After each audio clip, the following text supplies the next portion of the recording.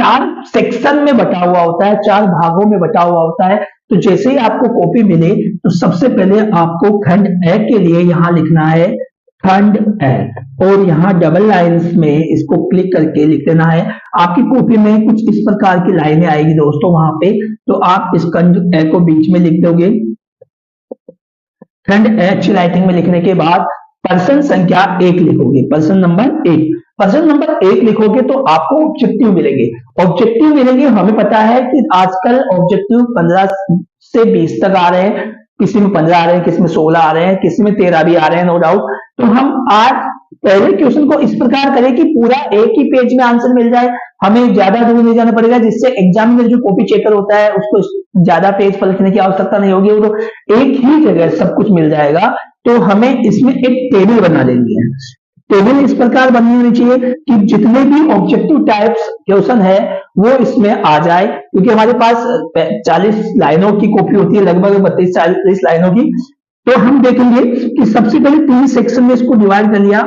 इसमें पहले पर्सन संख्या जैसे 1, 2, 3 जो पहले के हैं वो parts, 4th, 5th and so on. ऐसे ही जितने भी क्वेश्चन आते हैं उनको हमें यहां लिख देना है। साथ में इसका जो आंसर है वो उत्तर क्या है, जैसे मान लो कि मेरे क्वेश्चन आया स्टेक किस सिद्धांत पे कार्य करता है, option or LIFO, FIFO, both या इनमें से कोई नहीं। तो मुझे पता है स्टेक किस पे काम करता है, लास्ट इन फर्स्ट आउट पे, तो मैं यहां लिख दूं LIFO और मेरा है ये ऑब्जेक्टिव। ऑप्शन क्या है मेरा पास, चयन जो है वो क्या है, बाइसेक्शन है। तो इस प्रकार हमारे पास सारे क्वेश्चन एक ही जगह मिल जाएंगे, पूरे पहले क्वेश्चन के आंसर। तो यहां जितने भी क्वेश्चन जैसे 8 नंबर का, 10 नंबर का जितने भी क्वेश्चन आता है वो बंदा यहीं पे आपको पूरे मार्क्स दे देगा। इससे आपका खंड ए का एक पार्ट हो जाएगा। अगले पेज में आप इसका ही पर्सन संख्या 2 करोगे।